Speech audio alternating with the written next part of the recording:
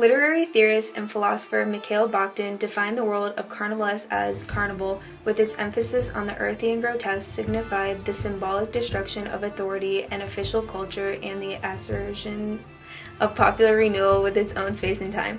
The concept of carnivalesque has played a major role during the Renaissance and the Middle Ages. There are several features of carnivalesque, particularly the element of time and laughter. Many of the celebrations symbolize the stopping of time. Feasts always relate to time, either cosmic or historical, and also linked to moments of crisis, of breaking points in the cycle of nature or in the life of society and man. This time emphasized death and revival, of change and renewal, and this is where the duality of laughter stems from. Carnival laughter has a complex nature and is ambivalent. It is gay, triumphant, and at the same time mocking, deriding. This carnivalesque laughter is universal. It is directed towards everyone. Bakhtin outlines carnival folk culture as taking three distinct forms. 1. Ritual spectacles, carnival pageants, comic shows of the marketplace. 2. Comic verbal compositions, parodies both oral and written in Latin and in the vernacular. And 3. Various genres of billingsgate, curses, oaths, and popular blazons. These three distinct forms framework what carnivalesque is and highlights a world that goes beyond everyday life. The first distinct form of carnivalesque that Bakhtin describes is ritual spectacle. This includes carnival pageants and comic shows of the marketplace. During the carnival atmosphere, nearly every church feast had its comic folk aspect. Throughout these feasts, participants would imitate serious rituals, such as the crowning of a king or queen, merely for entertainment and grounded on laughter.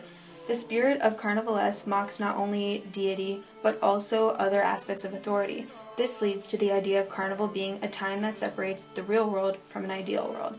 Bakhtin refers to carnivalesque as the people's second life, organized on the basis of laughter. Festivity is a peculiar quality of all comic rituals and spectacles.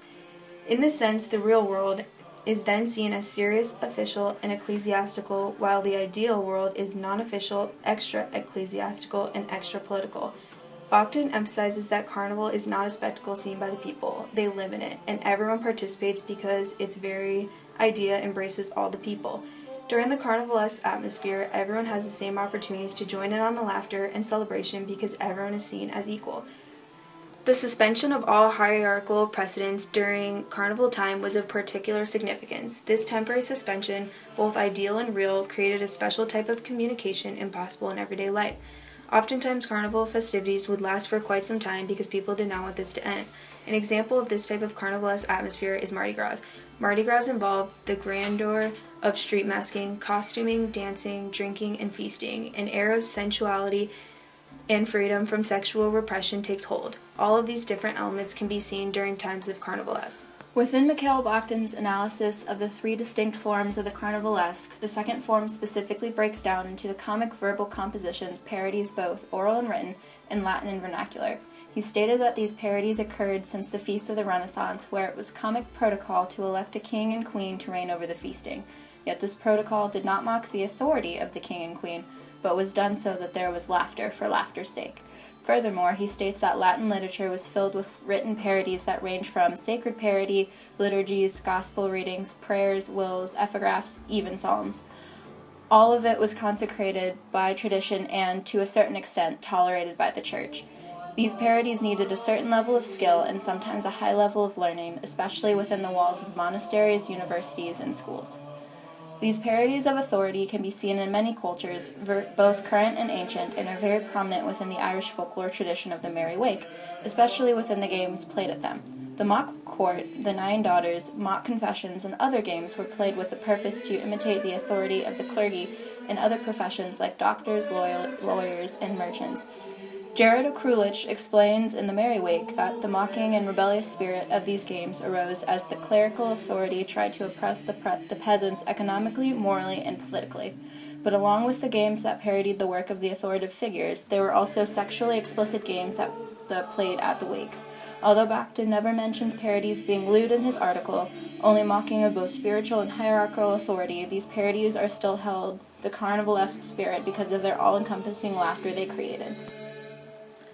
The third form of the carnivalesque is stated as various genres of billingsgate, curses, oaths, and popular blazons. This type of informal communication arose within the marketplace because of the suspension of the hierarchy within the festivals, which allowed certain norms, like polite speech to those of greater authority, to become suspended.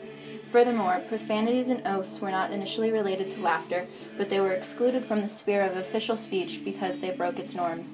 Therefore, they were transferred to the familiar sphere of the marketplace. Billingsgate is abusive language, and our modern mockery of friends derived from the carnivalesque communication, but Batkin argues that it lacks the essentials, the all-human character, the festivity, the utopian meaning, and the philosophical depth, even though it is characteristic for the familiar speech of the marketplace to use abusive language, insulting words or expressions, and some of them quite lengthy and complex. He also states that abusive language derived from the cults, and that it was seen as equal parts humiliating and mortifying as it was reviving and renewing within the carnivalesque realm. The abusive language and games at the Merry Wake could have easily stemmed from the other Celtic and pagan-like traditions of the Merry Wake, especially as the carnivalesque realm at wakes was meant to help with the transitioning of the community into its new, smaller social sphere. The keening women were also documented to have thrown curses at each other or at those who were implicated in the death, which relates to the oaths and curses that fell into the sphere of humor. The three distinct forms of the carnivalesque thread itself through countless cultures and festivities since Mikhail Bakhtin described them. Not only is the essence of the carnivalesque seen in many modern festivals and other cultural events, but it also helps explain the rituals and traditions within Irish folklore. Jack Santino explains in his article, The Carnivalesque and the Ritualesque, that the carnivalesque is often a tool used to help the crowd overlook the seriousness of the gathering. The carnivalesque realm helps bring people together as a community where authority is leveled and laughter is universal and utopian.